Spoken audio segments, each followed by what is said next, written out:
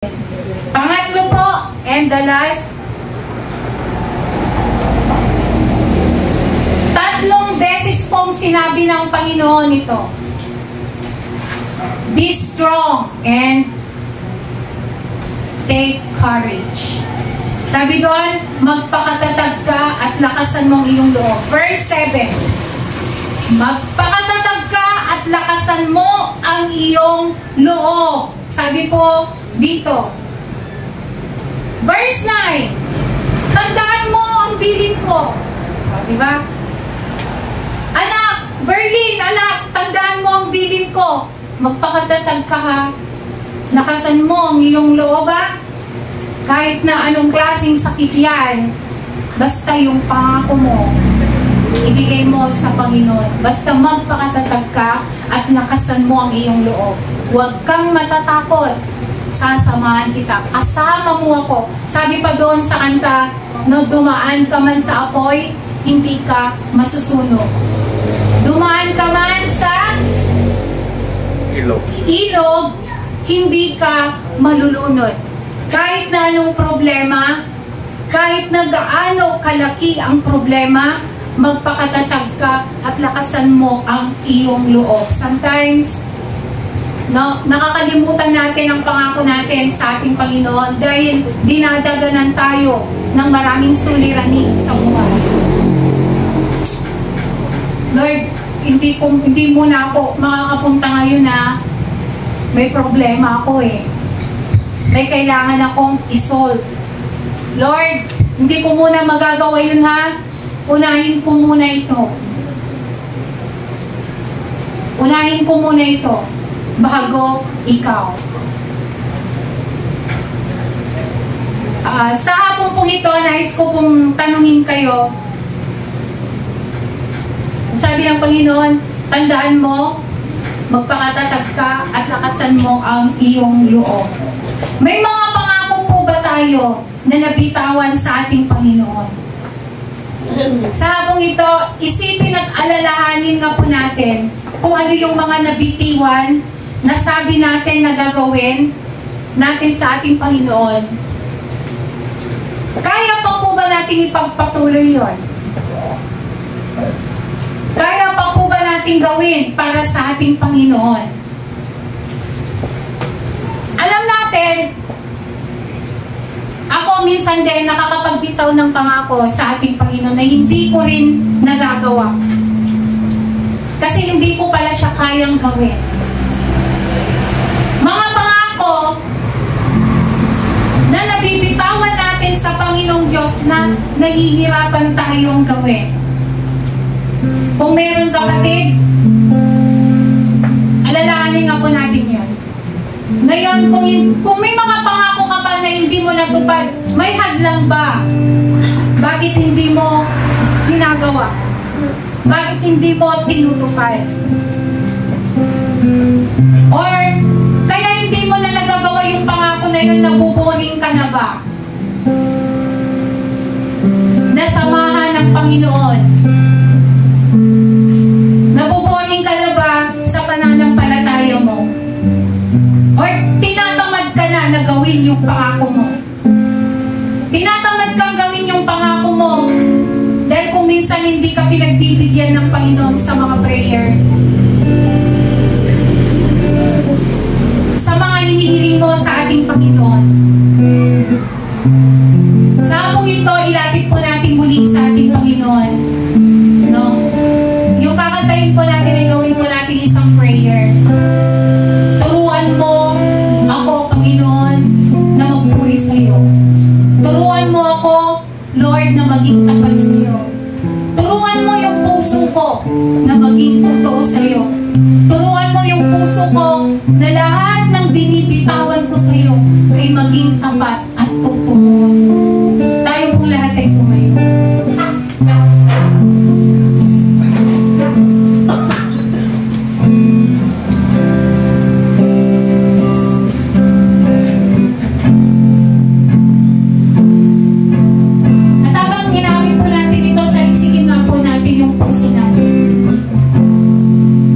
Hindi ko po kayo ginajudge.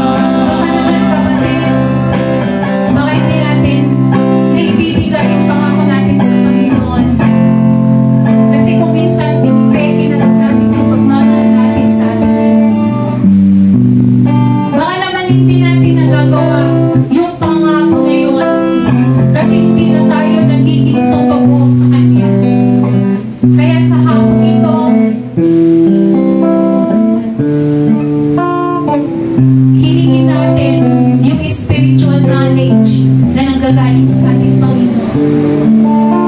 At habang ipinapanalangin natin yung chorus na ito, tignan mo natin yung puso natin. Tunay ba tayo na kapag at totoo pa sa ating Panginoon? It is not too late na gawin natin yung mga pangako ngayon. Ano mang balakid na gawin natin yung mga pangako natin sa ating Panginoon? God is here to help us, to give us strength, to give us knowledge, to give us courage para magawa natin kung ano man yung binatawan natin. Commitment natin sa ating Panginoon. Minsan pa po sa chorus, turuan mo akong magpuri sa iyo, Diyos. Turuan mo akong magpuri sa iyo. Turuan mo maging totoo ang puso ko. Pagkapatin mo ang aking nararamdaman, maging aking puso at aking isipan. Turuan mo ako, turuan mo ako, Diyos. Turuan mo ako sa iyo. Gawin nating panalangin ito, magpatungo tayo sa Panginoon. Hallelujah. Turuan mo Yes, Lord. ako sa iyo. Gustuhan mo kami, Panginoon, na magpuri sa iyo. Maging totoo Oh, Jesus. pagkapatin mo ang aking nararamdaman, maging aking puso at aking isipan. Turuan mo ako, turuan mo ako, Diyos. Turuan mo sa iyo'y sumunod. Minsan pa, turuan mo. Hallelujah. Turuan mo ako magpuri sa iyo. Maging totoo ang puso ko. Pagkapatin mo ang aking nararamdaman, maging aking puso at aking isipan. Turuan mo ako, Diyos. Turuan mo sa iyo'y sumunod. The last time, turuan mo ako. Hallelujah. Holy Spirit, umilos ka sa aming kalagitnaan. Turuan mo ako sa iyo'y sumamba.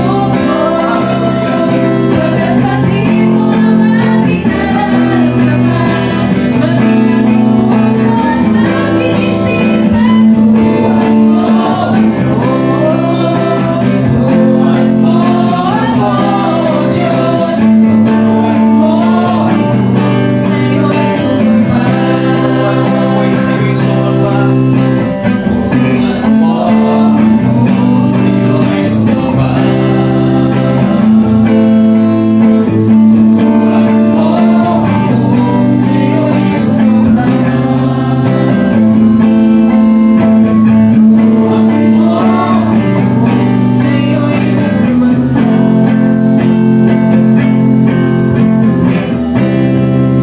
Mga kapatid, sa hapong ito, inilahan ang sikreto.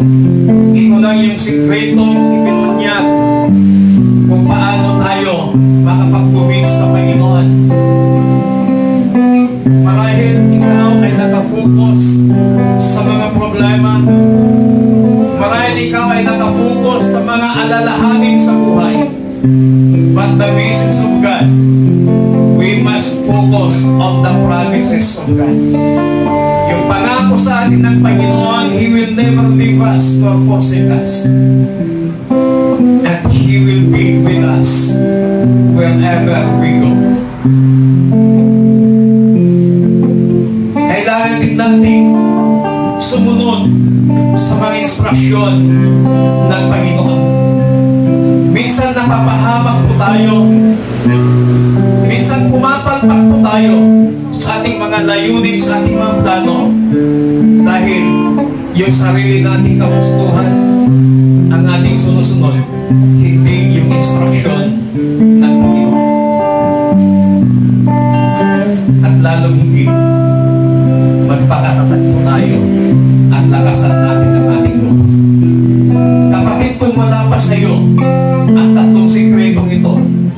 gaya ng ating inawit, magpaturo tayo sa Panginoon na matuto tayong mag-focus sa mga pangako ng Panginoon. Magpaturo tayo sa Panginoon na matutong sumunod sa lahat ng may instruction niya sa ating mabuhay. At magpaturo tayo sa Panginoon kung paano tayo magpalakas at magpakatatag sa anumang sitwasyon ng ating mabuhay. Panginoon, sa hapong ito, salamat po sa iyong salita. Salamat sa iyong mensahe na minsan pag tinuturuan mo kami, Panginoon, na lalong magpasakop sa iyo. Tinuturuan mo kami, Panginoon, na sa iyong mga pangako kami mag-focus. Tinuturuan mo kami na maging obedience sa lahat ng may instruction mo. At tinuturuan mo kami na maging malakas at matatag sa iyong harapan. Salamat sa iyong lingkod na siya mong ginamit, Panginoon, upang sa ganon palalahanan ang bawat isa po sa amin sa hapong ito. Wala kaming ibang dalangin, Panginoon, kundi kami po ay handang-handa na magpaturo sa iyo sa mga bagay na nais mong gawin sa aming mabuhay. Salamat po ng marami. We give you all the glory, praises and thanksgiving. In Jesus Christ, mighty name we pray. Everybody says, Amen. Palakpakan natin ang Panginoon. Hallelujah.